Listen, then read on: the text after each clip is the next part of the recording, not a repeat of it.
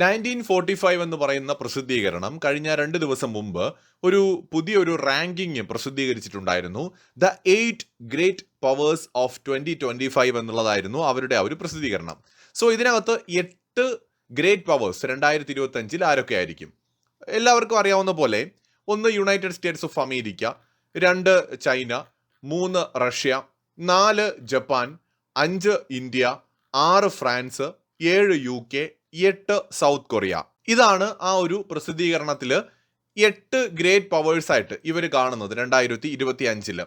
So ഈ 1945 എന്ന് പറയുന്ന ഈ ഒരു സ്ഥാപനം ഇത് എവിടെയാണ് പ്രവർത്തിക്കുന്നത് എന്ന് ഒരുപക്ഷെ എല്ലാവർക്കും അറിയാൻ താല്പര്യം ഉണ്ടാവും. പ്രധാനമായിട്ടും ഇവരുടെ ആസ്ഥാനം എന്ന് പറയുന്നത് യുണൈറ്റഡ് സ്റ്റേറ്റ്സ് ഓഫ് അമേരിക്ക തന്നെയാണ്. US ആസ്ഥാനമായിട്ട് ഇവർ പ്രവർത്തിക്കുകയാണ്. സോ ഇവരുടെ ഈ ഒരു ലിസ്റ്റിലേക്ക് പോകുന്നതിന് മുമ്പ് ഞാൻ ഇൻട്രസ്റ്റിംഗ് ആയിട്ടുള്ള മറ്റൊരു ഇത്തരം റാങ്കിങ് കൂടി കാണാം. 2024 വന്നതാണ് Lowy institute Asia power index 2024 edition നമുക്കെടുക്കാം. സോ ഇതിനകത്ത് ഏഷ്യൻ പവേഴ്സിനെ അവർ കൃത്യമായിട്ട് കാണിക്കുന്നുണ്ട്. 1 United States of America, 2 China, 3 India, 4 Japan, 5 Australia, 6 Russia, ഇങ്ങനെയാണ് അത് താഴേക്ക് പോവുക. അപ്പോൾ ഈ ലോവി ഇൻസ്റ്റിറ്റ്യൂട്ടിന്റെ ഈ ഒരു റിപ്പോർട്ട് നമ്മൾ ഇന്ത്യയിൽ വളരെയധികം ചർച്ചയായതാണ്. ലോകത്ത് പൊതുവെ ശ്രദ്ധിക്കപ്പെടുന്ന ഒരു ഓർഗനൈസേഷനാണിത്. സ്വതന്ത്രമായിട്ട് നിൽക്കുന്ന ഒരു ഓർഗനൈസേഷനാണ്. ആദ്യമായിട്ടാണ് ഇന്ത്യ ജപ്പാനെ മറികടന്ന് 3rd പൊസിഷനിലേക്ക് എത്തിയത് എന്ന ചർച്ചകളും ആ ടൈമിൽ ഉണ്ടായിരുന്നു. ഈ വർഷം തന്നെയാണ്. അപ്പോൾ ഇവിടെ US ഒരു ഈ ഏഷ്യൻ രാജ്യം അല്ലെങ്കിൽ കൂടി ഏഷ്യയിൽ വലിയ സ്വാധീനമുള്ള ഒരു ശക്തിയാണ്. അവരാണ് ഒന്നാമത്. രണ്ടാമത് ഏഷ്യയിലെ ഏറ്റവും വലിയ സാമ്പത്തിക ശക്തി കൂടിയായ ചൈന. മൂന്നാമത് ഇന്ത്യ. ഇതാണ് ആ പട്ടികയിലെ ഒരു ക്രമം എന്ന് പറയുന്നത്. ഇതും ഒരു US, വെസ്റ്റ്, ഓസ്ട്രേലിയ ഒക്കെ റിലേറ്റഡ് ആയിട്ട് പ്രവർത്തിക്കുന്ന ഒരു സായിപ്പിന്റെ ഒരു പ്രസ്ഥാനം തന്നെയാണ് ലോവി ഇൻസ്റ്റിറ്റ്യൂട്ട് ഏഷ്യ പവർ എന്ന് പറയുന്നതും. സോ അവരുടെ ഒരു ഇൻഡെക്സ് ആണത്.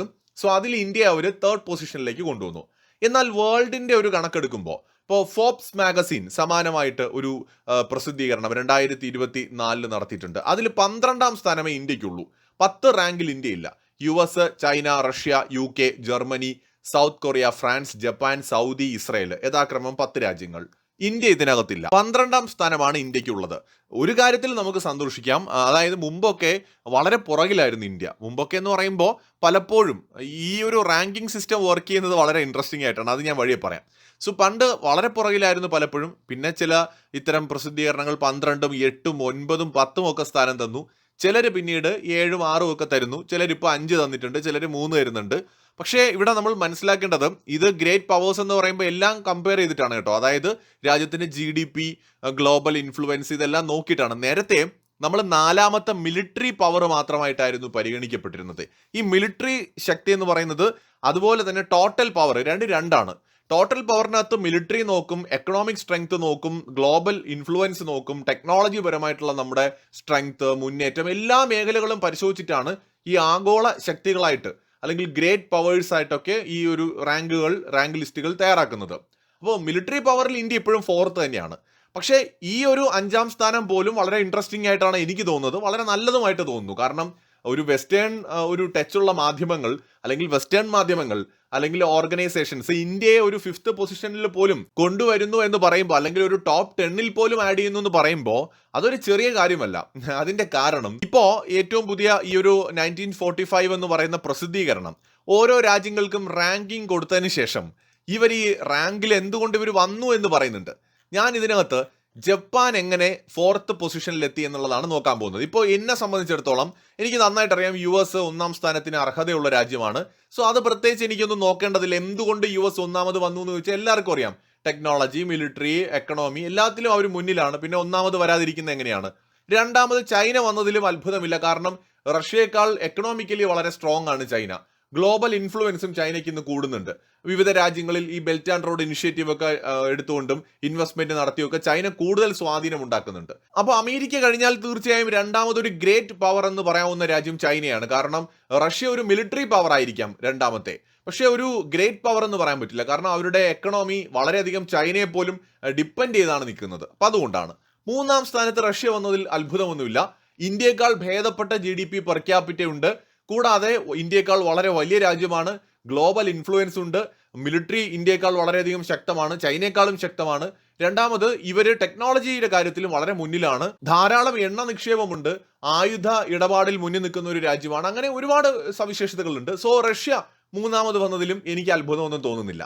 ഇന്ത്യ ഒരു 4ാം സ്ഥാനം, അതിപ്പോ മിലിറ്ററി സ്ട്രെങ്ത് ആണെങ്കിലും ഒരു ടോപ്പ് 10 ഗ്രേറ്റ് പവേഴ്സ് എടുത്താലും ഒക്കെ ഇന്ത്യ ഒരു 4th പൊസിഷൻ അർഹിക്കുന്നുണ്ട് എന്നുള്ളതാണ് വ്യക്തിപരമായ ഒരു വിശ്വാസം. പക്ഷേ ഇവിടത്തെ ഒരു കാര്യം, ഈ ഗ്രേറ്റ് പവേഴ്സിനെയും സ്ട്രോങ് പവേഴ്സിനെയും ഒക്കെ എന്തൊക്കെ മാനദണ്ഡത്തിലാണ് എടുക്കുന്നത്.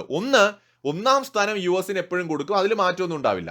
2ഉം 3ഉം സ്ഥാനങ്ങൾ ഒന്നുകിൽ ചൈന അല്ലെങ്കിൽ റഷ്യ, അത് ഡിസർവിംഗ് ആണ്. അതിന്റെ റീസൺ എല്ലാവർക്കും അറിയാം, അത് ആർക്കും നിഷേധിക്കാൻ പറ്റില്ല. ചൈനയുടെയും റഷ്യയുടെയും ആ ഒരു സ്ട്രെങ്ത് ആർക്കും നിഷേധിക്കാൻ പറ്റില്ല. കാരണം ചൈന 2ാമത്തെ ഏറ്റവും ഉയർന്ന GDP ഉള്ള രാജ്യമല്ലേ, 18-19 ട്രില്യൺ USD ഉണ്ട് അവർക്ക്. സോ അവരെങ്ങനെ മാറ്റി നിർത്താൻ പറ്റും? അവർ ഡിസർവിംഗ് ആണ്. US കഴിഞ്ഞ ഏറ്റവും വലിയ GDP അവരുടേതാണ്. സോ അതുകൊണ്ട് അവരെ സപ്പോർട്ട് ചെയ്തേ പറ്റൂ. അതുകൊണ്ട് ഏതൊരു ലിസ്റ്റ്, ഏത് സായിപ്പ് ഉണ്ടാക്കിയാലും 2ഉം 3ഉം പൊസിഷനിൽ ഒന്നുകിൽ ചൈന അല്ലെങ്കിൽ റഷ്യ കൺഫേം ആണ്. പിന്നെ അല്ലെങ്കിൽ ഭയങ്കരമായിട്ടുള്ള ഒരു അജണ്ടയൊക്കെ സെറ്റ് ചെയ്തിട്ട് ആ രീതിയിൽ ചിലപ്പോൾ വേണമെങ്കിൽ റഷ്യയൊക്കെ ഒഴിവാക്കാമെന്നുള്ള അല്ലാതെ നോർമലി ആൾക്കാർക്ക് കുറച്ചെങ്കിലും കൺവിൻസിംഗ് ആയിട്ട് തോന്നണമെങ്കിൽ US കഴിഞ്ഞാൽ 2ഉം 3ഉം പൊസിഷനിൽ സ്വാഭാവികമായിട്ടും ഈ ചൈന അല്ലെങ്കിൽ റഷ്യ വരണം. പിന്നെ ആരൊക്കെ വരണം എന്നുള്ളത് അമേരിക്കയുമായിട്ട് ആ രാജ്യങ്ങളുടെ ബന്ധം എങ്ങനെയാണ് എന്നതിനെ ആസ്പദമാക്കിയാണ് ഇവർ തീരുമാനിക്കുന്നത്. ജപ്പാൻ എങ്ങനെയാണ് ഈ പട്ടികയിൽ 4th പൊസിഷനിൽ വന്നതെന്ന് ഞാൻ വ്യക്തമായിട്ട് അവർ തന്നെ എഴുതിയിട്ടുണ്ട്. ഞാൻ ജസ്റ്റ് ഒന്ന് പറയാം. നാറ്റോ കഴിഞ്ഞാൽ US ഏറ്റവും വലിയ ഒരു പങ്കാളിയായിട്ട് ജപ്പാനെയാണ് ഈ ഒരു പട്ടികയിൽ അവർ കാണിക്കുന്നത്. അതൊരു സത്യമാണ്. അതായത് നാറ്റോ അംഗരാജ്യങ്ങളുടെ ഒരു സ്ട്രെങ്ത് എന്താണ്? ഒരു രാജ്യത്തെ ആക്രമിച്ചാൽ എല്ലാവരും ഇടപെടും എന്നുള്ളതാണ്. USഉം അതുപോലെ തന്നെ ജപ്പാനും തമ്മിൽ സമാനമായ ഒരു ഉടമ്പടിയുണ്ട്. ജപ്പാനെ ഏതെങ്കിലും ഒരു രാജ്യം ആക്രമിച്ചാൽ അമേരിക്ക അത് തങ്ങളുടെ നേരെയുള്ള ഒരു ആക്രമണമായിട്ട് കാണും. അതാണ് അതിന്റെ ഒരു പ്രത്യേകത. രണ്ടാമത് US ജപ്പാനിൽ മിലിറ്ററി താവളങ്ങളും സൈനികരും ധാരാളമുണ്ട്. അമേരിക്കയുടെ ഇൻഡോ പസഫിക്, വിശേഷിച്ച് പസഫിക്കുമായി ബന്ധപ്പെട്ടുള്ള പദ്ധതികളിൽ ജപ്പാൻ ഒരു നിർണായക പങ്കാളിത്തമുണ്ട്. മാത്രമല്ല യൂറോപ്പുമായും അതുപോലെ US വളരെയധികം ക്രിട്ടിക്കൽ ആയിട്ടുള്ള എക്കണോമിക് ആൻഡ് ടെക്നോളജിക്കൽ ടൈപ്പ് ഉണ്ടെന്നും ഇത് ജപ്പാന് വളരെയധികം സ്ട്രെങ്ത് നൽകുന്നുണ്ട് എന്നുമാണ് പറയുന്നത്. അതായത് US ജപ്പാൻ അലയൻസ് എന്ന് പറയുന്നത് ലോകത്തെ 2ാമത്തെ most important military pact in the world എന്നാണ് പറയുന്നത്. അതായത് നമ്മുടെ നാറ്റോ കഴിഞ്ഞാൽ. അപ്പൊ ഈ ഒരു റിലേഷനാണ് സത്യത്തിൽ ഈ ഒരു പട്ടികയിൽ 4ാമത് ജപ്പാനെ കൊണ്ടുവന്നത്. ജപ്പാൻ ഇന്ത്യയെ പോലെ ഒരു ആണവായുധ ശക്തിയല്ല. ജപ്പാന് ഇന്ത്യയുടെ അത്ര സൈനിക ശേഷിയോ മിലിറ്ററി സ്ട്രെങ്തോ ഇല്ല. ഇന്ത്യയുടെ കയ്യിലുള്ളത് പോലത്തെ മിസൈലുകളില്ല. ഇന്ത്യയുടെ അത്ര ഒരു ശക്തമായ ഒരു സ്പേസ് ഒരു ഏജൻസി അല്ലെങ്കിൽ ഒരു ബഹിരാകാശ രംഗത്ത് ഇന്ത്യയെ പോലെ ഒരു അത്രയും പവറുള്ള ഒരു രാജ്യമല്ല ജപ്പാൻ എന്ന് പറയുന്നത്. അതിനൊക്കെ അപ്പുറം നമ്മൾ മനസ്സിലാക്കി കഴിഞ്ഞാൽ ഇപ്പോൾ മിലിറ്ററി എക്യുപ്മെന്റ്സിന്റെ കാര്യത്തിലാണെങ്കിലും മാനുഫാക്ചറിങ്ങിന്റെ കാര്യത്തിലാണെങ്കിലും ഇന്ത്യ പല മേഖലയിലും ജപ്പാനേക്കാൾ വളരെയധികം അഡ്വാൻസ്ഡ് ആണ്. നമുക്ക് വിമാനവാഹിനി കപ്പലുകൾ അടക്കമുണ്ട്. ഇതൊന്നും ജപ്പാന്റെ കയ്യിലില്ല. ഇത് സ്വന്തമായിട്ട് നമുക്ക് നിർമ്മിക്കാനും പറ്റും, ജപ്പാനെ പോലെയല്ല. സോ ഒരുപാട് മേഖലകളിൽ നമ്മൾ ജപ്പാനേക്കാൾ മുന്നിലാണ്. എന്നാൽ എക്കണോമിയുടെ കാര്യത്തിൽ ജപ്പാൻ നമ്മളെക്കാൾ വളരെ മുന്നിലാണ്. അത് പെർ ക്യാപിറ്റയുടെ കാര്യത്തിൽ ഒരുപാട് മുന്നിലാണ്. ടോട്ടൽ GDPയുടെ കാര്യത്തിലും ജപ്പാൻ നമ്മളെക്കാൾ മുന്നിൽ തന്നെയാണ് ഇപ്പോഴും. സോ അതുകൊണ്ട് അതും ഒരു ഫാക്ടറാണ്. അപ്പോൾ ഒന്ന്, ഇന്ത്യയെക്കാൾ സാമ്പത്തികമായി മുന്നിലാണ് എന്നുള്ളത്. 2, US റിലേഷനാണ് ജപ്പാനെ 4th പൊസിഷനിലേക്ക് കൺസിഡർ ചെയ്യാൻ 1945 റാങ്ക് ലിസ്റ്റ് തീരുമാനിച്ചവരെ പ്രേരിപ്പിച്ച ഘടകം എന്ന് പറയുന്നത്.